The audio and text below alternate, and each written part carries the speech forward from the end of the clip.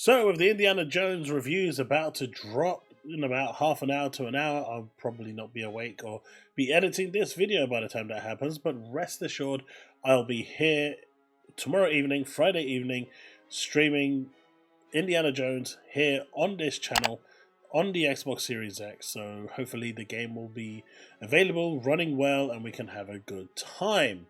Now, of course, there are other news that we need to get into, but there is a big news that actually happened this week in regards to a certain someone actually having an accident but having a happy ending with the Xbox actually saving their lives. No, not the Series X, but actually the Series S. But first, let's have the drop.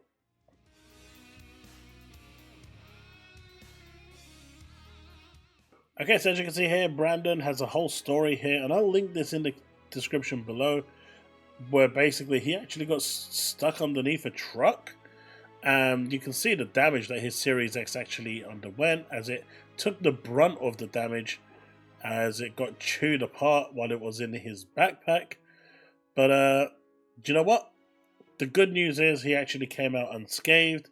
I put this post down here, tagging the team, and the team came back with, doing the goods, and not only providing him with a new console, but hopefully some goodies as well.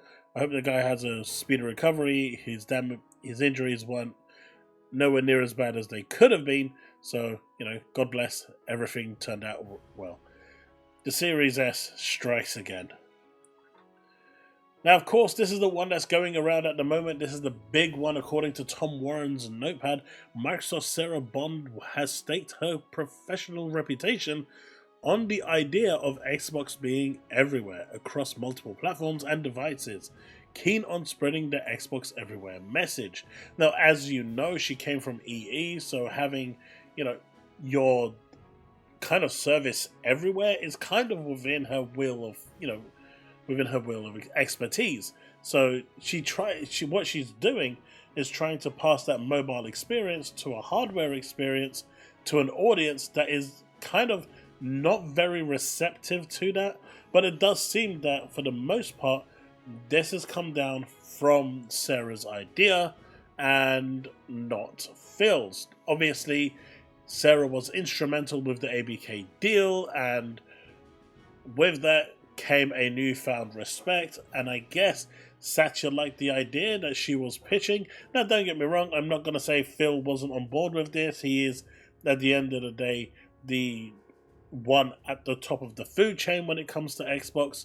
But now what's coming into question, at least from a lot of people, is if Phil actually had any say in this, or if this was something done with Sarah Bond and Satya Nadella, with Phil Spencer being pushed aside. I guess we'll never really know the truth, but the fact that she staked her professional reputation on this idea is kind of crazy. But it is what it is, and it's, you at least now know that the direction they're going in is this direction, where Xbox is heading into that. Yes, we're going to have our console, and if you want to play the games first, you're going to play it within our ecosystem, but some games will be going to other platforms. Whether all games go is another matter. They retain that case-by-case basis, but at least according to Tom Warren, it looks like the thesis of the idea of this whole thing did derive from Sarah Bond, so do that with what you will.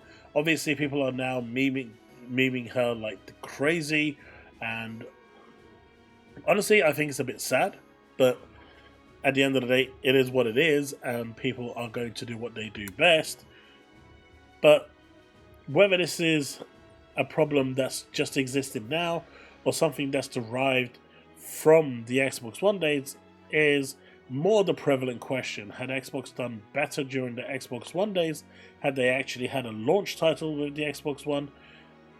Things may have turned different. If they didn't have that always online requirement, the Connect requirement, things would have been different. And at the end of the day, as Phil said before, it was the worst generation to lose. But pivots had to be made, and I guess the idea did potentially come from Sarah. I mean, she's staking her career, so I guess it was.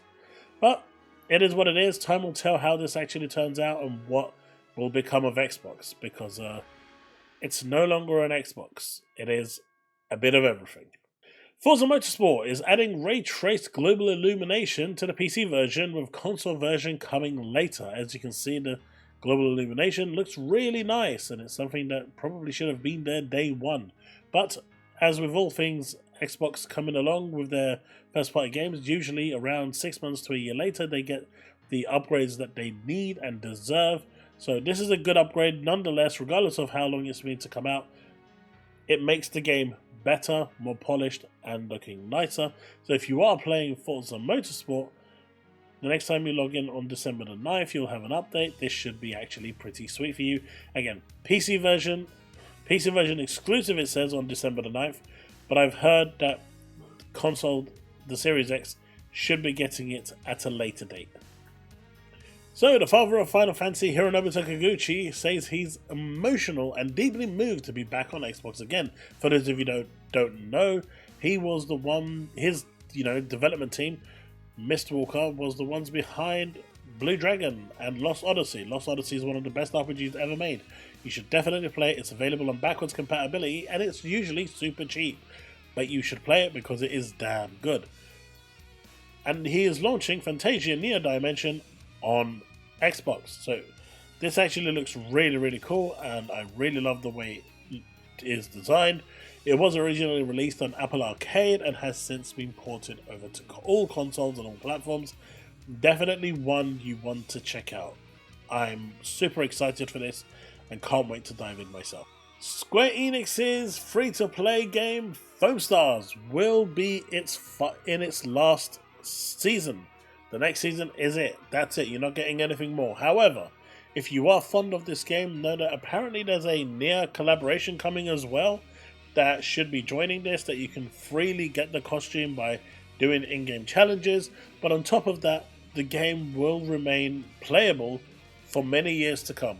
All they're doing right now is that the next season will be their last. Now, for whatever reason or by what metric, if the game gets like 100,000 players, 200,000 players that suddenly jump in, rest assured that there probably will be newer content coming. But as the player base has dwindled, they've had to make the decision that next season will be their last.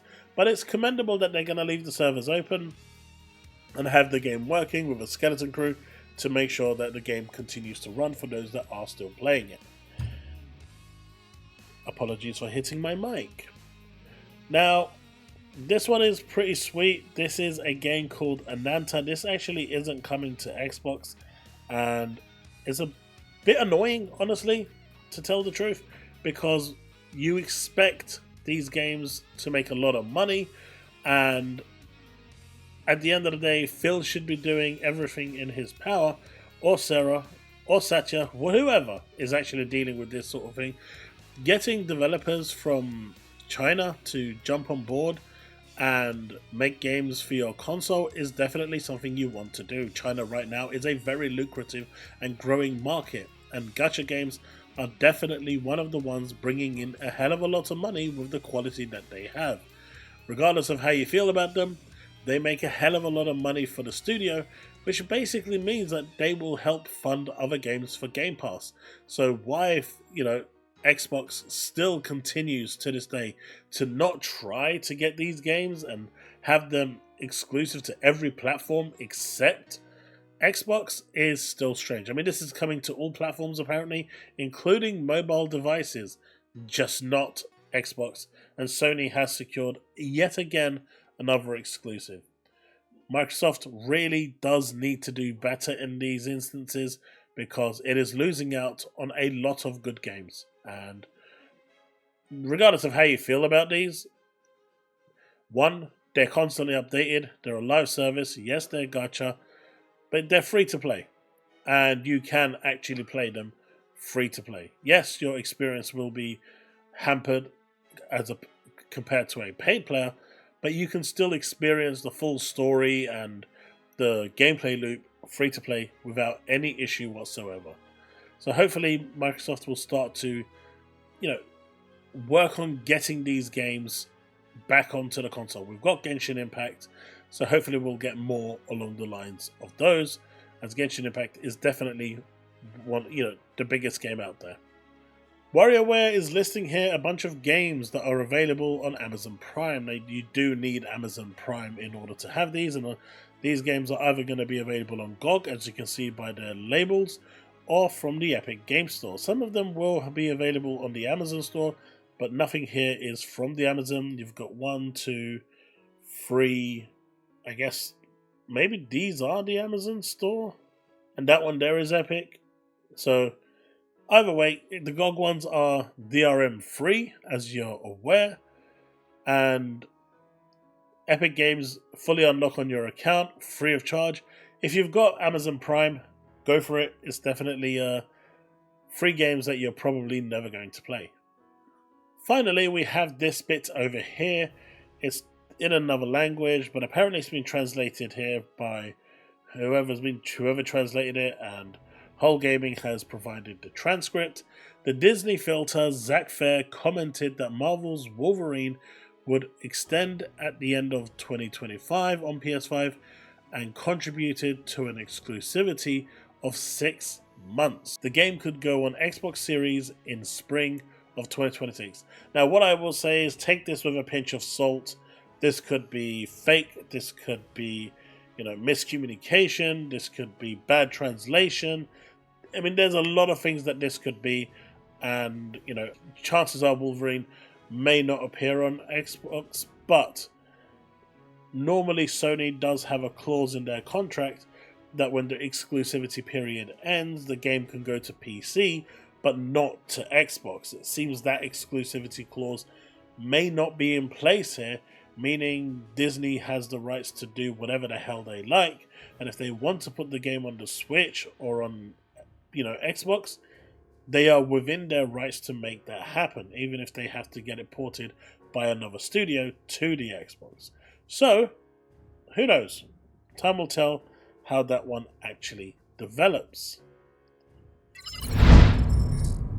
But folks, I hope you've enjoyed the video. I am going to be streaming today, as I said, with Indiana Jones over here on this channel. If you have enjoyed the content, do consider hitting that like button, subscribe, hit that bell to stay up to date of all content I release, and hopefully news will be ramping up soon. It's been very, very dry over the past few weeks in terms of gaming news. We're going to be co-streaming the actual Game Awards as well. It starts at midnight, so yes, I am going to be there. So next week, Thursday, also, my stream is going to start a lot later than what it is normally, which is around 7:30, 8ish. It's actually going to start closer to 12 o'clock. So hopefully you'll turn up for that and we'll have some good fun. We'll check out how the Game Awards actually go and check out some of the awesome game reveals. But let me know in the comment section below about the stories that you've seen here. It looks like Foamstars has outlived X-Defiant and the Benevolent Concord. Who else will it outlive before it actually eventually, if it ever does, close down? Right now, there is no fixture of it closing, and it is what it is. But Indiana Jones reviews will be dropping probably in about 20 minutes, so I'll have another video talking about that later on. Probably when I wake up. Right, have a good night everyone. I'll see you in the next one. Remain legend.